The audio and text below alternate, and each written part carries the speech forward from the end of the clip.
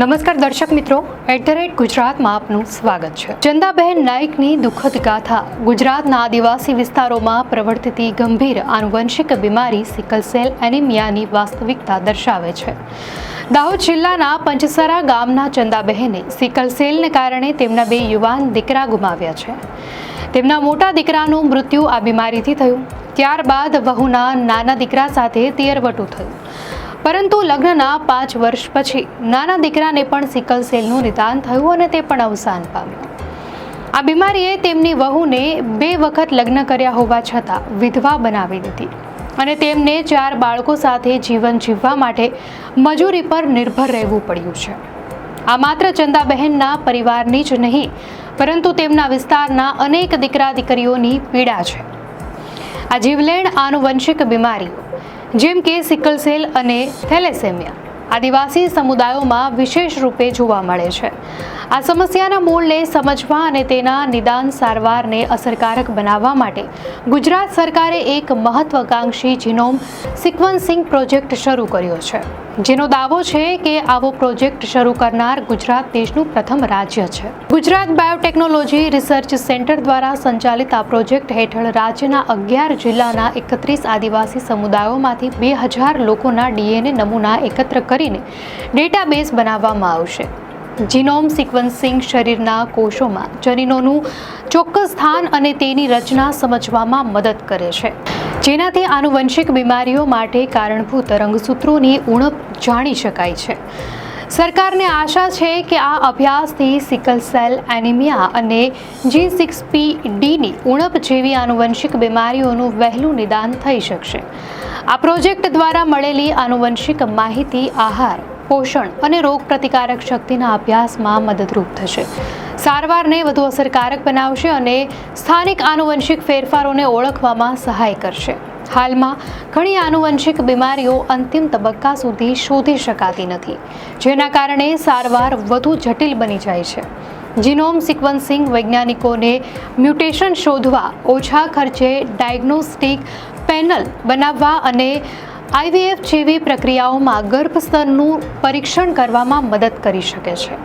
ગુજરાત સરકારની press release અનુસાર જો માતા અને પિતા બંને બીટા ગ્લોબિન જનીનની મ્યુટેટેડ કોપીના વાહક હોય તો તેમના બાળકને સિકલ સેલ રોગ થવાની 25% સંભાવના છે। જીનોમ મેપિંગ દ્વારા આવા મ્યુટેશનને વહેલી તકે ઓળખી શકાય છે।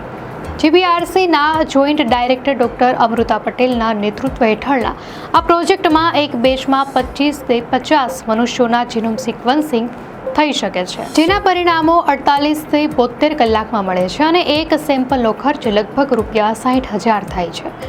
ડોક્ટર પટેલના મતે આ ડેટાના આધારે ભવિષ્યમાં નિદાન અને સારવારમાં સરળતા રહેશે અને વ્યક્તિના જેનેટિક રિપોર્ટના આધારે પ્રિસિઝન મેડિસિન હેઠળ વ્યક્તિગત સારવાર નક્કી કરી શકાશે। ગુજરાત સરકારની થેલેસેમિયા ટાસ્ક ફોર્સના સભ્ય ડોક્ટર અનિલ ખત્રી આ પ્રોજેક્ટને લોહીની કુંડળી ગણાવે છે। તેમનું કહેવું છે કે જીનેટિક મ્યુટેશનની જાણ થવાથી ભવિષ્યમાં જન્મનારા બાળકો માટે કયા રિપોર્ટ કરાવવા તે જાણી શકાશે, જેનાથી બિનજરૂરી અને મોંઘા રિપોર્ટ્સનો ખર્ચ ઘટશે અને સસ્તા, સરળ અને વહેલા નિદાન તથા સારવાર શક્ય બનશે।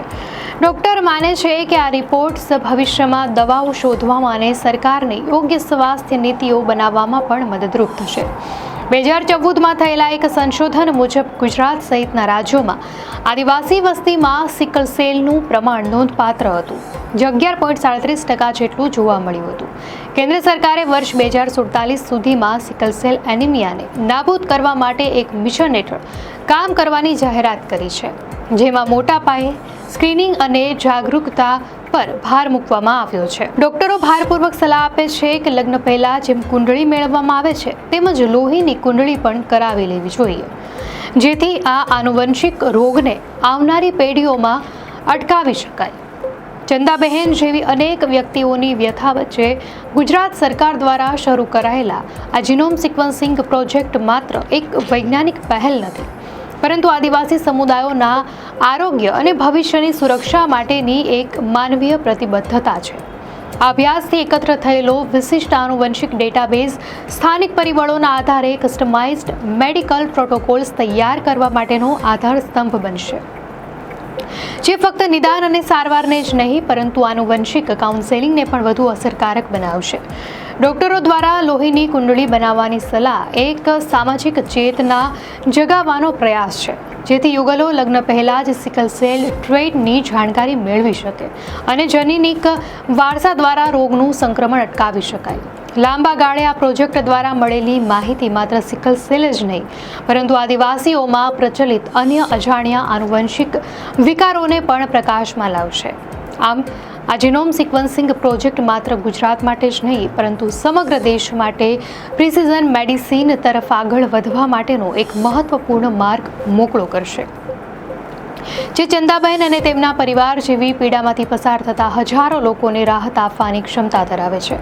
આ પ્રોજેક્ટ આદિવાસી સમુદાયોને આનુવંશિક બીમારીઓની જાળમાંથી મુક્ત કરવા માટે એક આશાનું કિરણ બની શકે છે.